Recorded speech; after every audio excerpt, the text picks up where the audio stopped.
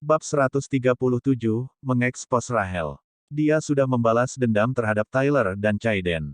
Selanjutnya, ada orang lain yang harus dibalas Jordan, Rachel. Rachel tidak melakukan apapun untuk menyakiti Jordan secara langsung, dan bahkan sampai sekarang, Rachel masih belum memblokir nomornya. Dia menganggap Rachel masih akan menyambutnya dengan tersenyum bahkan jika mereka bertemu satu sama lain di jalan. Selama 3 tahun terakhir, dia tidak mengejek Jordan karena menjadi menantu seperti yang dilakukan orang lain. Namun, Jordan masih ingin membalas dendam padanya. Jika bukan karena Rachel Quinn, mungkin Hailey tidak akan menjadi seperti sekarang ini. Jordan masih ingat gadis yang murni, cantik, pemalu, dan sederhana Hailey dulu 3 tahun lalu. Setelah menikahi Jordan, dia akan berpura-pura tidak melihat anak laki-laki kampus lainnya di sekolah ketika mereka mendatanginya untuk menyambutnya di kampus. Dia juga akan dengan sengaja menjaga jarak dengan lawan jenis. Pada saat itu, Hailey adalah wanita yang sempurna.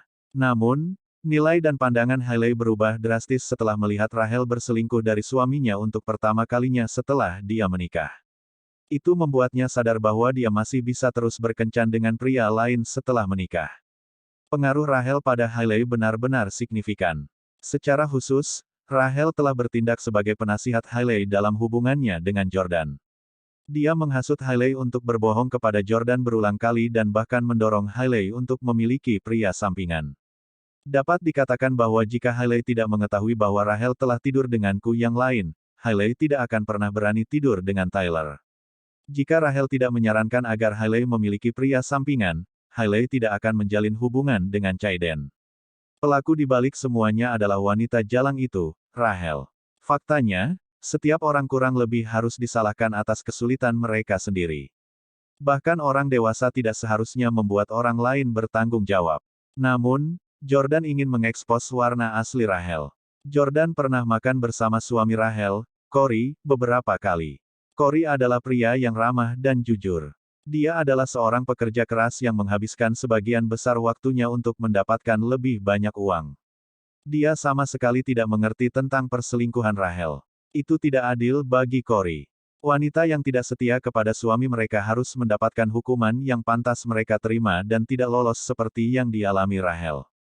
Hailey sudah menerima hukumannya. Dia tidak lagi berhak atas sebagian aset Steles senilai miliaran dolar, dan proyek Hailey Residence akan segera menjadi reruntuhan juga. Sekarang, giliran sahabatnya, Rachel Quinn. Membalas dendam pada Rachel sebenarnya sangat sederhana. Yang perlu dilakukan Jordan hanyalah memberitahu suaminya wanita seperti apa dia.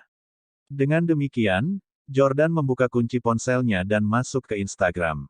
Kali ini, dia ingin mendapatkan temannya yang tampan untuk merayu Rachel. Dia tahu Rachel telah tidur dengan banyak pria muda, jadi dia pikir Rachel mungkin sudah muak dengan mereka dan pasti akan senang berkencan dengan pria tipe lain. Setelah login, Jordan melihat Instagram stories teman-temannya. Tiba-tiba diketahui bahwa latar belakang foto yang diposting oleh salah satu temannya berada di New York. Mike Bray ada di New York. Jordan telah bertemu Mike Bray ketika dia berlatih bersamanya dan bintang-bintang NBA. Mike tinggi dan berotot. Dia adalah tikus olahraga juga, dan perutnya akan membuat para gadis ngiler. Yang terpenting, dia mirip dengan aktor Amerika terkenal Leonardo DiCaprio, yang berperan sebagai pemeran utama pria di Titanic. Mike sangat mirip dengan Leonardo DiCaprio di masa mudanya, terutama ketika dia tersenyum. Oleh karena itu, dia dapat dengan mudah merayu gadis kemanapun dia pergi. Dia juga seorang playboy dari keluarga kaya, yang ayahnya telah berinvestasi dalam variety show TV terkenal. Seorang tokoh terkenal dunia tertentu juga telah bergabung dengan pertunjukan untuk sebuah episode, semua demi ayahnya. Oleh karena itu, Jordan segera mengiriminya pesan langsung dan meminta nomor ponselnya. Dia kemudian memberinya panggilan. "Hey, Mike, kamu di New York. Bisakah Anda datang ke Orlando dan membantu saya?" "Ya Tuhan, Jordan, kamu di Orlando. Tuhan memberkatimu karena kembali hidup-hidup dari perang. Aku baru saja berencana pergi ke Orlando selanjutnya. Saya mendengar bahwa ada lebih banyak wanita cantik di Orlando daripada di New York." Petik 2. Tunggu aku akan segera ke sana. Saya akan memesan penerbangan ke Orlando sekarang. 4 jam kemudian. Jordan membuat secangkir teh hitam dalam cangkir kertas sekali pakai di kamar Hotel Express dan menghibur temannya selama bertahun-tahun. Keturunan kaya, Mike, akan selalu menginap di Hotel The Peninsula setiap kali dia mengunjungi New York. Namun, dia tidak keberatan dengan kamar Hotel Express Jordan yang lusuh, yang harganya kurang dari $50 semalam. Dia tahu status keuangan keluarga Jordan. Dia memiliki kesempatan untuk berlatih bersama superstar seperti LeBron James, Carmelo Anthony, dan Dwayne Wade, yang tidak akan pernah dimiliki anak-anak dari keluarga biasa. Mike berkata, sangat nyaman untuk sampai ke sini dengan pesawat. Jordan menatap wajah tampan Mike, yang mirip dengan Leonardo DiCaprio, dan berkata, Mike, aku memintamu datang ke sini kali ini karena dua alasan, untuk menyusulmu dan meminta bantuanmu.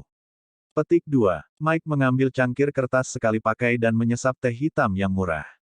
Dia berkata, katakan saja, kawan, Kobe sudah mati. Saya bersedia melakukan apa saja sekarang. Petik 2. Jordan menghela nafas secara emosional. Menjadi penggemar berat bola basket, mereka tentu saja adalah penggemar pemain bola basket superstar Kobe Bryant. Sayangnya, tak satu pun dari mereka memiliki kesempatan untuk berlatih bersama Kobe. Pada musim panas, 04, mereka berhasil pergi ke gym basket tempat Kobe berlatih dan bertemu langsung dengan Kobe, berkat koneksi keluarga mereka. Namun, Kobe tidak peduli betapa mengesankannya keluarga Jordan dan Mike. Kobe memandang kedua bocah itu, yang tingginya kurang dari 1,7 meter pada saat itu, dan berkata, aku akan memberimu 5 menit. Anda dapat menggunakan metode apapun yang Anda inginkan.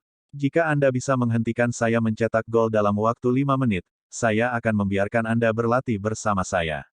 Petik 2. Mike secara alami lemah, tetapi Jordan tumbuh dengan berlatih seni bela diri dan dengan demikian secara fisik sehat dan kuat. Namun, dalam 5 menit itu, keduanya kalah telak dari Kobe dan akhirnya diusir dari gym. Mike menangis begitu dia meninggalkan gym dan bahkan mengatakan bahwa dia akan menelepon ayahnya dan memintanya untuk mengirim seseorang untuk memukuli Kobe. Jordan tahu pada saat itu bahwa tim Lakers, yang berasal dari Kobe, telah mencapai Final Four yang belum pernah terjadi sebelumnya, tetapi mereka gagal meraih gelar juara.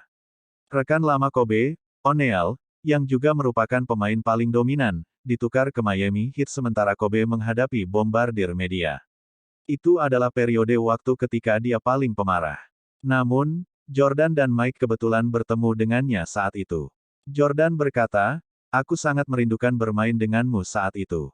Sobat, bantuan yang saya minta dari Anda kali ini akan sama seru dan intensnya dengan permainan bola basket. Petik 2. Mike bertanya dengan heran, benarkah? Apa itu? Jordan menjawab, merayu istri orang lain. Bab 138, Rachel mengambil umpan. Wow, Mike berseru kaget dan berkata dengan ekspresi gugup, ini memang sangat mengasyikkan. Jordan berkata, ada sesuatu yang lebih menarik. Suaminya akan menangkap kalian berdua dengan tangan merah di tempat tidur. Petik 2. Jangan membuat lelucon seperti itu. Mike ketakutan. Kami sudah berteman dekat selama lebih dari 10 tahun, jangan ganggu aku. Mike jelas ketakutan. Dia takut suami dari pasangan yang selingkuh akan menembaknya mati. Bahkan jika dia tidak menggunakan pistol, dia mungkin akan memukul Mike dengan tongkat baseball, yang juga akan sangat menyakitkan. Jordan berkata, Mike, kamu tidak perlu takut. Suami wanita itu adalah pria yang cukup baik. Jika dia benar-benar memergoki kalian berdua di tempat tidur, dia paling-paling akan menangis. Dia tidak akan berhubungan fisik denganmu. Mendengar ini, Mike akhirnya santai dan bertanya, apa perseteruan antara kamu dan pria itu? Kenapa kau memperlakukannya seperti itu? Petik 2. Mike merasa terlalu kejam terhadap pria itu. Jordan menggelengkan kepalanya dan berkata, ini kebalikannya. Pria itu adalah pria yang hebat, dan saya memperlakukannya sebagai teman. Saya melakukan ini untuk membantunya agar dia bisa melihat warna asli istrinya dengan jelas. Mike sedikit bingung dengan pikiran Jordan dan berkata, aku agak takut menjadi temanmu sekarang. Petik 2. Jordan tahu bahwa meminta seseorang untuk menjadikan pria lain sebagai istri selingkuh adalah semacam kerugian bagi orang itu. Namun, Rachel telah berkali-kali berselingkuh dari suaminya dan bahkan tahu bagaimana menyembunyikannya dengan baik. Tidak mungkin pria jujur seperti suaminya bisa mengetahui urusannya. Jordan benar-benar tidak tega melihat Corey terus ditipu olehnya. Malam itu, pewaris generasi kedua yang kaya, Mike, tidak check-in di hotel bintang 5 dan malah menginap di hotel ekspres. Mereka masuk ke kamar standar lain, membeli selusin kaleng bir, dan mulai mengenang masa lalu ketika mereka masih remaja. Mereka juga mengobrol tentang kehidupan mereka dalam beberapa tahun terakhir. Pagi-pagi cerah keesokan harinya, Jordan menelepon Pablo dan memintanya mengirim seseorang untuk mengikuti Rachel. Di pagi hari, Rachel tidak tinggal lama di tempat yang sama. Di sore hari, dia pergi ke kafenya. Kafe itu terletak di Middle Road, dan diberi nama Cafe Grande, milik Rachel. Namun, Rachel jarang datang ke kafenya dan tidak terlalu tertarik untuk menjalankan bisnis. Lagi pula, laba bersih yang diperolehnya dari menjalankan kafe tidak seberapa dibandingkan dengan bisnis susu bubuk suaminya. Dia juga membuka kafe untuk bersenang-senang, mungkin demi menarik beberapa cowok juga. Dekorasi kafe itu indah, tetapi tidak dalam gaya kekanak-kanakan dan imut yang disukai banyak gadis. Sebaliknya, itu dalam gaya yang populer di kalangan pria. Jordan, Rachel Quinn sekarang ada di Cafe Grande. Jordan menerima pesan dari Pablo. Rachel Quinn jarang pergi ke kafenya, dan begitu dia pergi, dia tinggal setidaknya selama 1 jam. Petik 2. Jordan memandang Mike dan berkata, "Budi, giliranmu." Setengah jam kemudian, Mike tiba di Cafe Grande, mengenakan kemeja putih dan celana panjang kasual. Tidak terlalu ramai di kafe, dan begitu Mike masuk, 2 staf layanan di bar sangat terkejut sehingga mereka akan melompat. "Cepat, lihat, pria itu mirip Leonardo DiCaprio." Petik 2. "Wow, dia sangat tinggi dan ramah. Aku harus mendapatkan nomornya." Karyawan Rachel sama seperti dia, tergila-gila pada pria. Rachel, yang duduk di samping, mengangkat kepalanya untuk melihat ke pintu masuk, hanya untuk tersapu. Dia kemudian dengan panik berdiri, berjalan menuju counter bar, dan berteriak pada karyawannya. "Berperilaku dirimu. Pergi dan bersihkan meja lagi." Setelah Rachel membubarkan mereka berdua, Rachel bertindak sebagai pelayan dan melayani pria tampan itu. "Halo, Tuan, ada yang bisa saya bantu?" Rachel bertanya pada Mike. Melihat bahwa wanita yang berbicara dengannya adalah targetnya, Mike tersenyum dan berkata, "Hai, saya ingin membeli mocha." Petik 2. Setelah memesan, dia juga memuji Rachel. "Oh, Orlando benar-benar tempat yang indah. Bahkan pelayan kafe sangat cantik." Rachel menyeringai senang setelah menerima pujian itu. Dia tidak berpikir itu adalah pernyataan munafik karena dia benar-benar merasa bahwa dia cantik. Rachel berkata, "Terima kasih atas pujiannya, Pak. Sebenarnya, saya pemilik kafe ini, jadi ambillah secangkir mocha ini sebagai hadiah dari saya untuk berterima kasih." Petik 2. Mike berkata dengan penuh semangat, "Wow, benarkah? Tapi saya tidak bisa menerima suguhan Anda untuk apa-apa. Bukankah seharusnya aku melakukan sesuatu untukmu sebagai balasannya juga?" Petik 2. Rachel tersenyum. Dia awalnya berpikir bahwa dia harus mencari alasan untuk maju lebih jauh dengan Mike. Dia tidak mengharapkan dia untuk mengambil inisiatif untuk membuat permintaan itu karena dia akan mengirim dirinya ke sarang singa. Rachel menatap wajah tampan Mike dan tertawa rakus. "Tentu saja, ada banyak hal yang bisa kamu lakukan untukku." Di malam yang sama, Jordan menerima foto dari Mike yang sudah check-in di kamar hotel bersama Rachel. Rachel Quinn benar-benar sesuatu. Dia tidur dengan orang asing pada hari pertama dia bertemu dengannya. Dibandingkan denganmu, Hailey dianggap wanita yang baik. Petik 2. Jordan membenci Rachel, yang telah mengkhianati pernikahan dan suaminya saat dalam perjalanan bisnis. Hailey dan Rachel adalah teman yang sangat dekat. Jordan tidak berani membayangkan jika Hailey akan menjadi sama di masa depan di bawah pengaruhnya. Namun, bahkan jika dia melakukannya, itu tidak ada hubungannya dengan Jordan. Yang tidak beruntung adalah suami Hailey berikutnya. Sekarang setelah Mike berhasil merayu Rachel, langkah selanjutnya adalah membuat suami Rachel, Corey, datang ke sini dan menangkap mereka.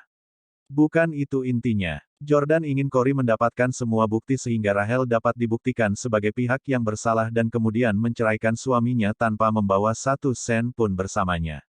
Hanya dengan begitu dia dapat mencapai tujuannya untuk membalas dendam. Karenanya, Jordan mengirim SMS ke Corey. "Apakah kamu punya waktu untuk mengobrol?" Petik 2. Jordan bukan lagi presiden S Corporation sekarang. Corey menjawab setengah jam kemudian. "Aku sedikit sibuk sekarang. Aku akan meneleponmu sebentar lagi. Petik 2. Jordan menunggu setengah jam lagi sebelum Cory menelepon lagi. Stele, ada apa? Cory bertanya dengan sopan. Jordan berkata, saya bukan Presiden S Corporation lagi. Kamu bisa memanggilku dengan namaku saja. Cory terkekeh dan berkata, haha, kudengar para eksekutif manajerial senior S Corporation masih menghormatimu meski kau sudah mengundurkan diri sebagai presiden. Nona Clarke, khususnya, masih sangat dekat dengan Anda. Jika ada kesempatan, tolong atur saya untuk bertemu dengan